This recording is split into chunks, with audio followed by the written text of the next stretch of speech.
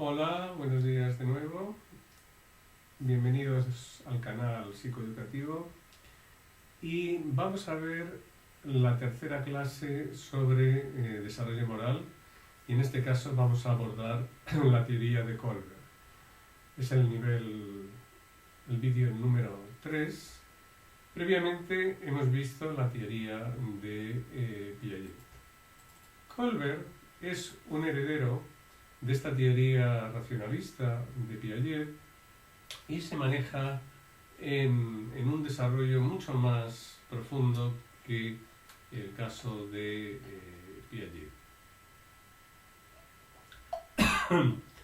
Kohlberg plantea una teoría en 3 niveles. Un nivel primero preconvencional, un nivel segundo convencional y un nivel tercero postconvencional.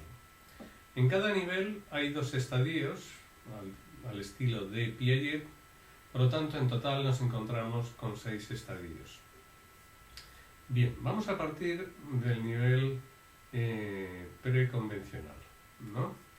Y vamos a partir, recordar, en el vídeo anterior se comentaba, de los dilemas de Kohlberg, del dilema de Heinz, el dilema del robo o no de la medicación para la mujer.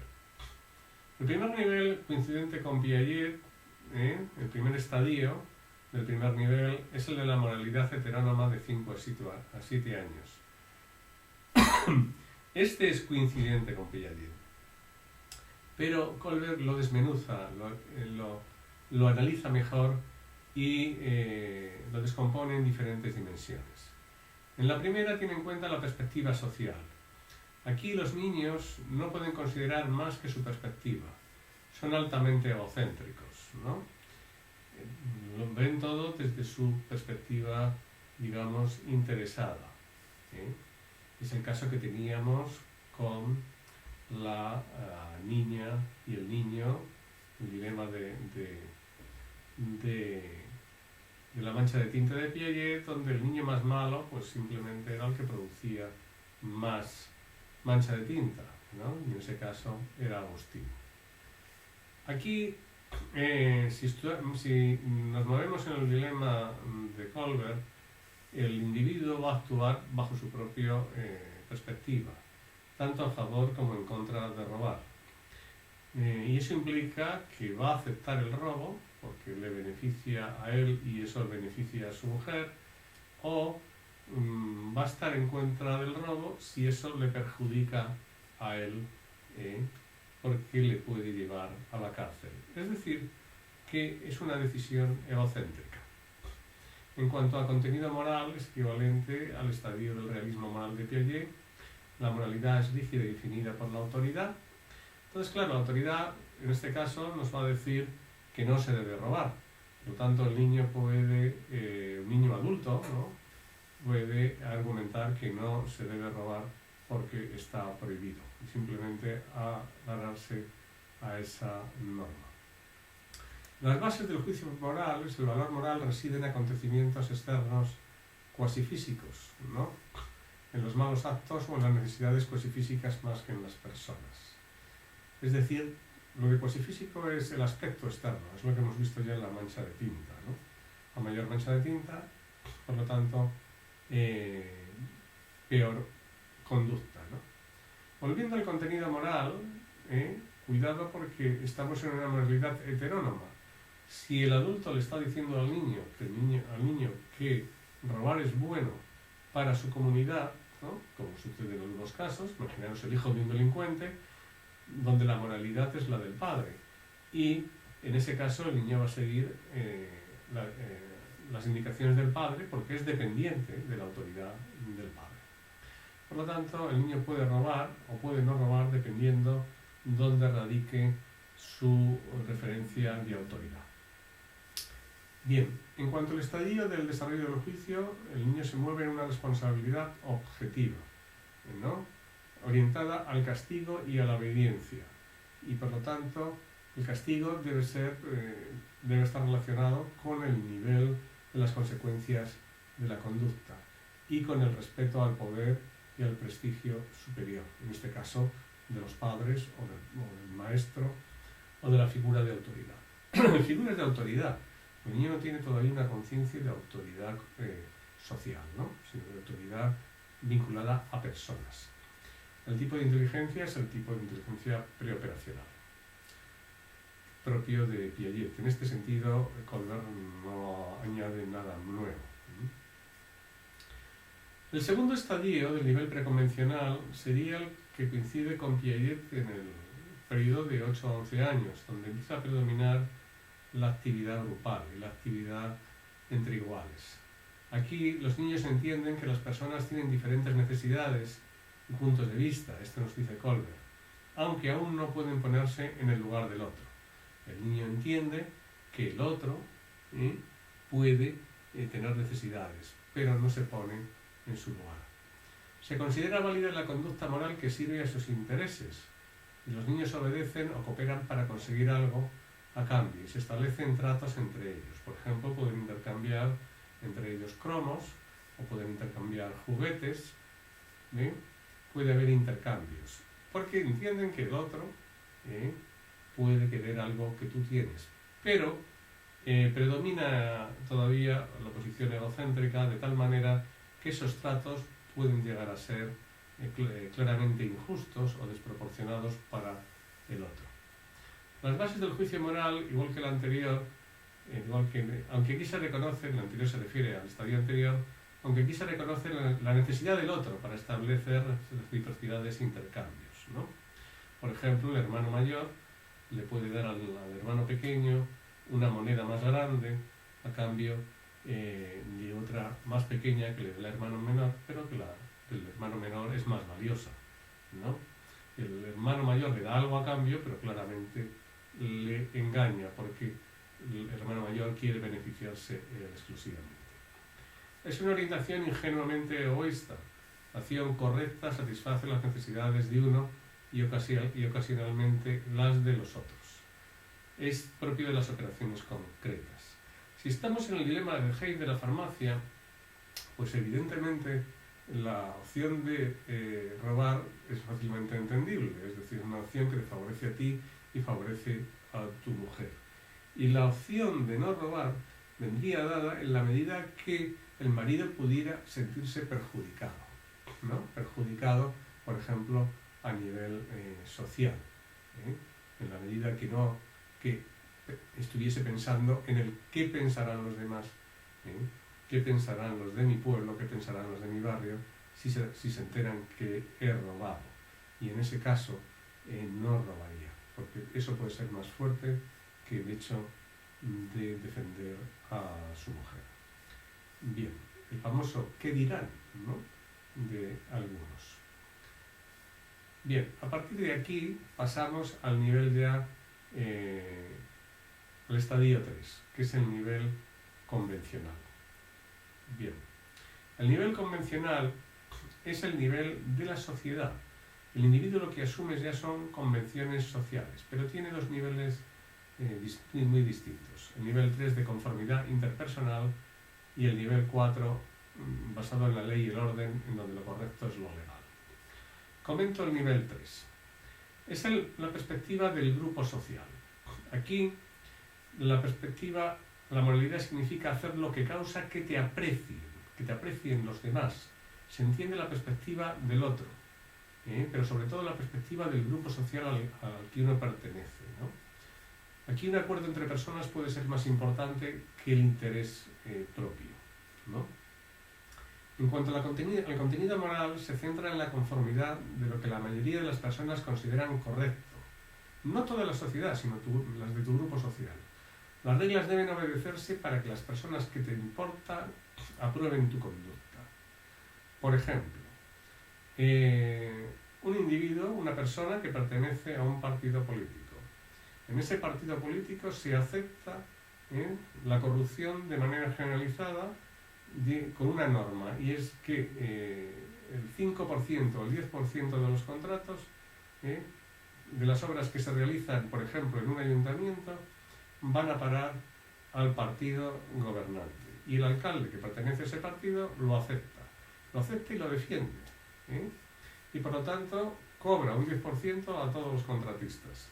Y ese 10% no se lo queda a él, ese 10% lo envía al partido, porque considera que eso es lo que el partido le pide. Y por lo tanto, el interés para él es ser un buen chico ante el partido.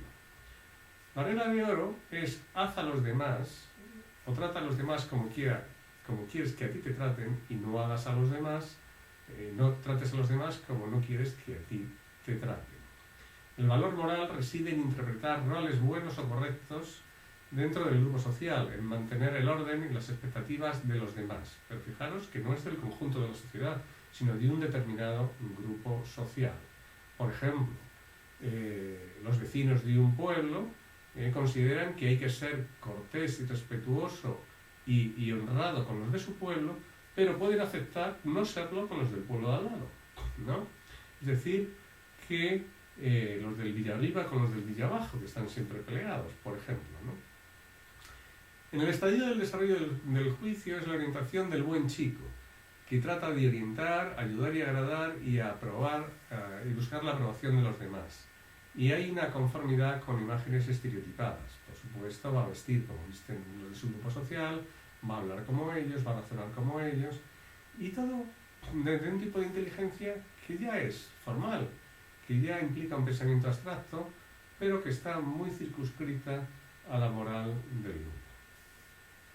En el caso del dilema de Heinz, de la farmacia, sería alguien que lo robaría porque dentro de su familia, dentro de su entorno, se vería bien que lo hiciera, y se vería muy mal que no lo hiciera, para defender a una persona de su grupo que es su mujer.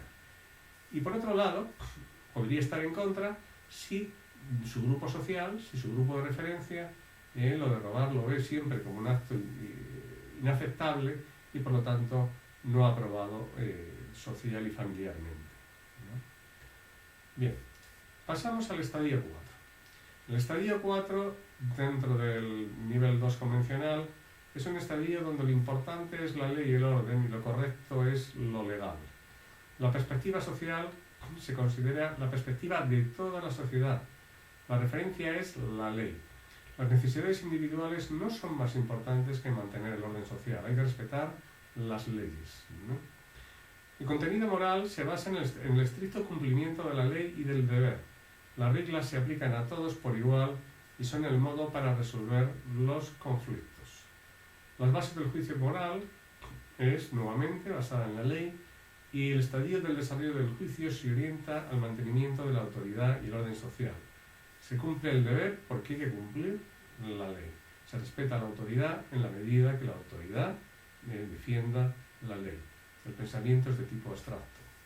En este caso, en la perspectiva del dilema que he comentado antes del político, este político no robaría en ningún caso, no cometería, no extorsionaría a los empresarios, no cobraría ninguna comisión por hacer obras, porque evidentemente la ley se lo impide y él cree en la ley. ¿De acuerdo?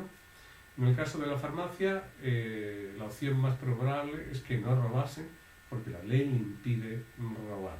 ¿De acuerdo?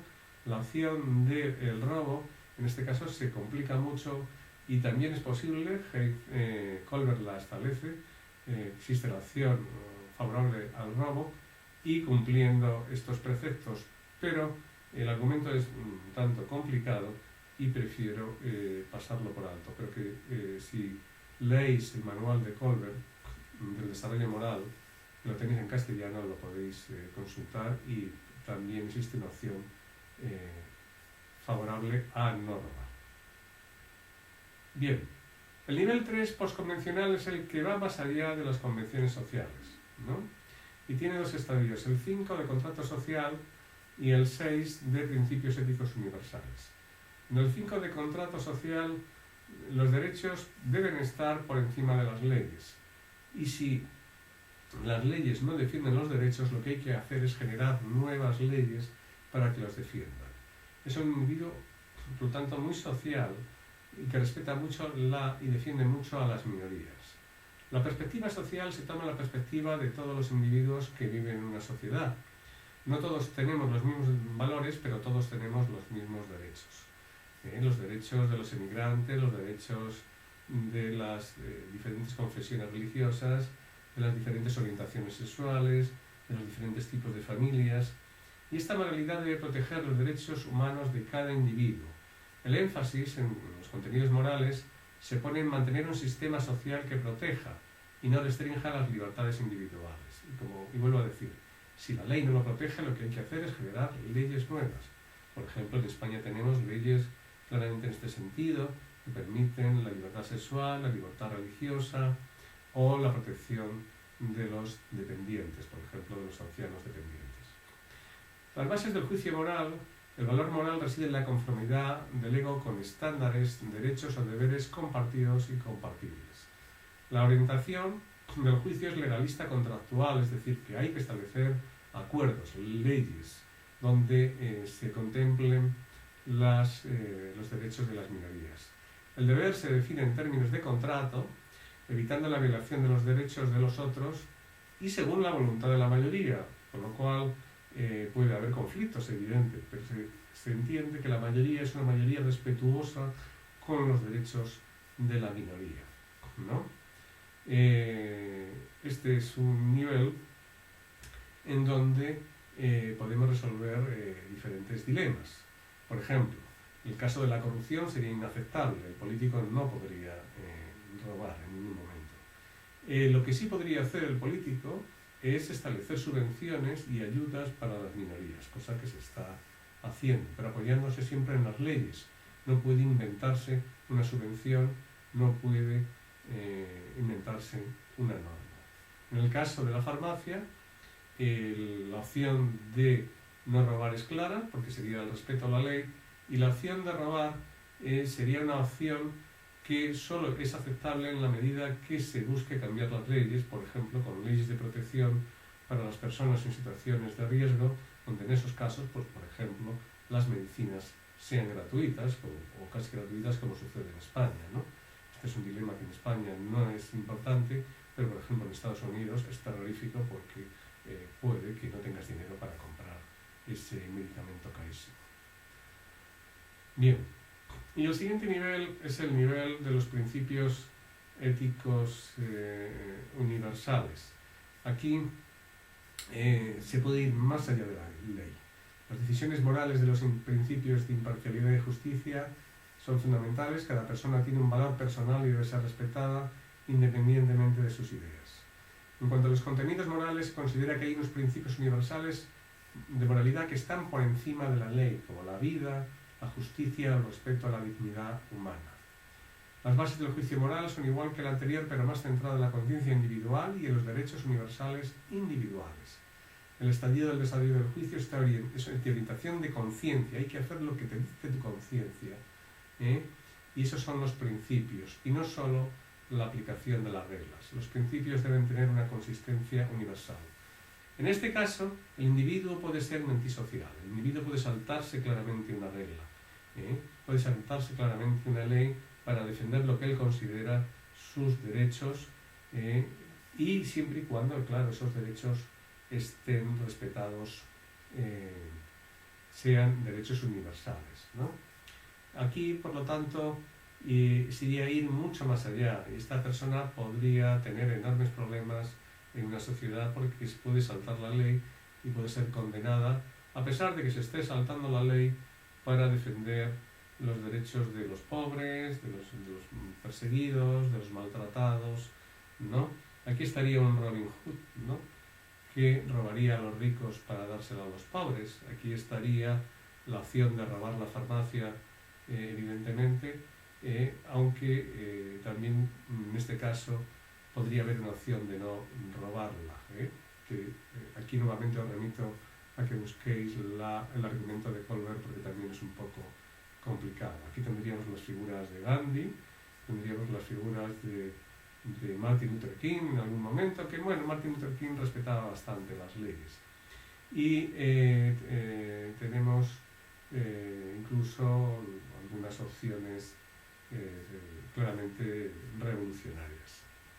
Bien, con esto acabo con la teoría de Colbert, que es una teoría que se plantea de manera universalista. Él investigó en diferentes culturas e investigó para llegar a la conclusión de que esa teoría suya de los 6 estadios es perfectamente válida en todas las culturas, que los dilemas morales abordan cuestiones morales que son básicamente las mismas en todas las culturas, con pequeñas diferencias, y en que todas las culturas los individuos siguen la misma secuencia de estadios sin regresiones significativas, aunque no todos los individuos llegan al mismo nivel de desarrollo moral. Por ejemplo, en las culturas, entre comillas, más primitivas de cazadores-recolectores, algunas del Amazonas, los de mayor desarrollo moral suelen ser los brujos, los chamanes, ¿no?